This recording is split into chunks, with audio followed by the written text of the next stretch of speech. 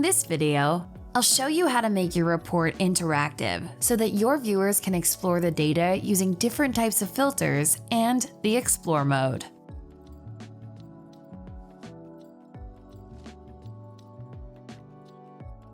You can create links for users to navigate to other pages within your dashboards or to an entirely different URL. You can see at the bottom of this page, I've got menus set up for each section of my project. And each of these menu items contain links to other pages in my document. I don't have a link set up to the Category Share of Channel page though. Let me fix that. I'll select the text for this line. Now, I'll insert a link so that when a viewer clicks on this menu item, it will take them right to the page. The link function is in the toolbar. I'll click on it to see the options. This time, I'm going to have it linked to another page in my document, so I'll select Page in this document. From the Page dropdown, I'll select the page I want users to be routed to when they click on the link, and click OK. Now, you can see that there's a link when I hover over that text. But I did lose my formatting, so let me fix that from the Appearance menu under the Properties tab in the Object Inspector. I'll reset the font color to black and remove the underline. I decided that rather than using the navigation pane on the left side of the screen in View mode, I want my users to navigate by using these hyperlinks. I can remove the navigation pane through the publishing settings.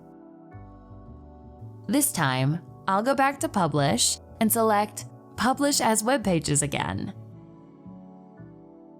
To remove the navigation pane, I will click on the Advanced options at the bottom. And then tick the box to hide the navigation pane and click Republish. I'll open my dashboard in a new tab.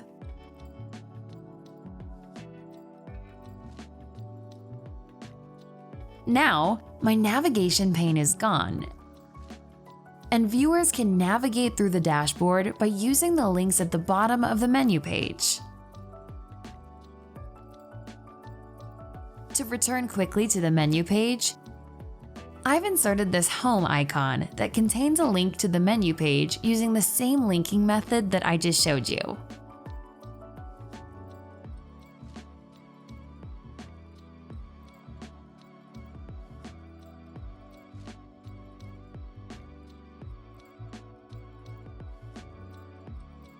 You can create even more interactive features in your dashboard by using filters. Filters are found in the Anything menu. There are two different filter types that can be applied to dashboards: page filters and control filters. These filter boxes on the right side of the page were created using list box filters. Any viewer of the dashboard can select different filter views directly on the page and see the results update instantly. Note that the current selected sample size is 58%. I want to see these results by all ages, so I'll make sure that all age groups are selected. You'll notice that the visualization updated right before your eyes, and my selected sample size is now 100%. Let's look at another page, Value Ratings, Point in Time, which has combo box controls. These drop-down filters at the bottom of the page will work the same way as the list box filters. I can select a different brand, like Arnold's, and the results will update. But pay attention, you'll see that only the bar chart on the left updates. The small multiples bar chart on the right remains unchanged. Why didn't both change? This is because interactive filters, like combo box and list box filters, can be applied to specific outputs on a page, not necessarily all outputs. If you want all of the outputs on a page should be filtered, no matter what, you'll need to use page filters. These are created as regular filters in edit mode, and then can be applied from the top of the page in view mode. Let's say that I want to see the results filtered by gender. First, I need to go back to edit mode and create a gender filter.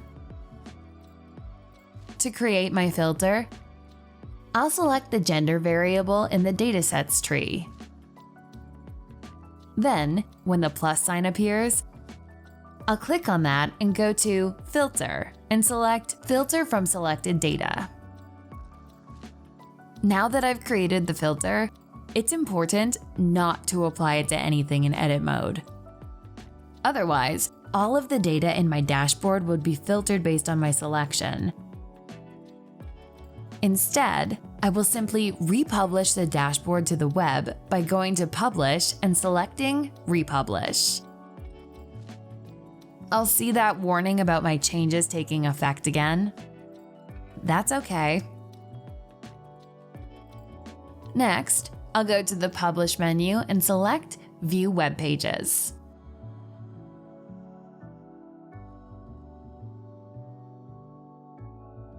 Now I can use the gender filter in edit mode that I just built as a page filter in view mode. This means that everything on the page that I'm viewing will be filtered based on my selection. I'll click on the Filter button at the very top of the page and then select Female and click out of the filter area.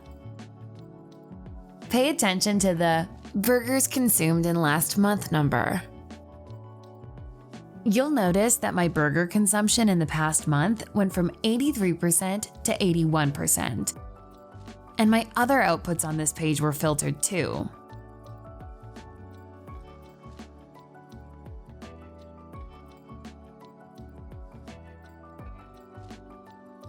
Another way that you can allow viewers and clients to interact with the dashboard is called Explore Mode.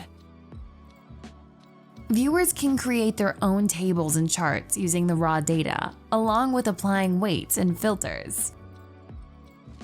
Any tables or charts that are created in Explore Mode will be available only to the person that created them. In other words, this feature is not a way of modifying the dashboard for other dashboard viewers. To access Explore Mode, click on the Explore button from View Mode, and then select Create a Table. Once in Explore Mode, you can see that a default table has already been created. Displayer will summarize the first variable available in the datasets tree. Right now, we're looking at a summary table of the banner. To update the variables in the rows, I'll update the first dropdown in the questions area. I'll create an age summary table. And if I want to create a crosstab, I can update the second dropdown in questions to my selected variable, like gender. I'll give this table a name of Age by Gender in the name field on the upper left. I can weight the data by selecting my weight from the weight dropdown. And I can apply filters from the menu on the right side. Let's turn the filter on for females. You can even create new filters in Explore Mode. Let's create a new filter for males aged 19 to 29. In the table, I'll select the cells for the 19 to 24 and 25 to 29 age groups in the male column. I can select multiple cells at once by holding down the Control key while clicking on them. Once the cells are selected, I'll click on Create Filter on the right side. And you'll see a new filter available in the filter list that will be automatically applied to the table. To remove the filter, I'll just untick it from the list. If I click on the Copy button, a new table is created to match. And I can update the question dropdown to something else, like region. I'll turn it into a visualization by clicking on the Visualization button and selecting a visualization type, like a column chart.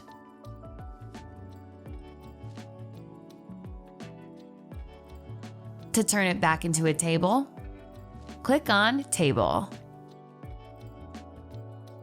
Similar to Edit mode in Displayer, Explore mode allows users to change the statistics shown on the tables.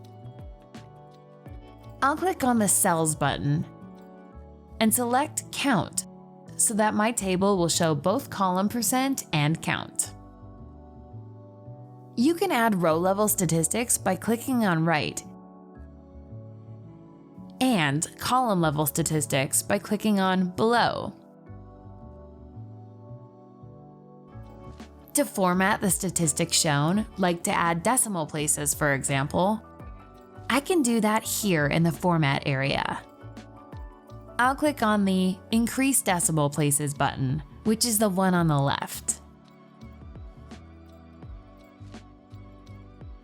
If I want to export the tables and visualizations that I created in Explore mode, I'll go to the Export button at the top and select a format to export to, like Excel. In this first dropdown, I'll choose All Explore Items to export everything in my Exploration folder. And the Advanced Options menu allows me to export filtered reports, like one for male and one for female if I wanted to. It's similar to what you can do in View mode to create multiple reports at once. There are other advanced options that you can select that allow you to format your export to Excel. Once I've made my advanced selections, I'll click Export.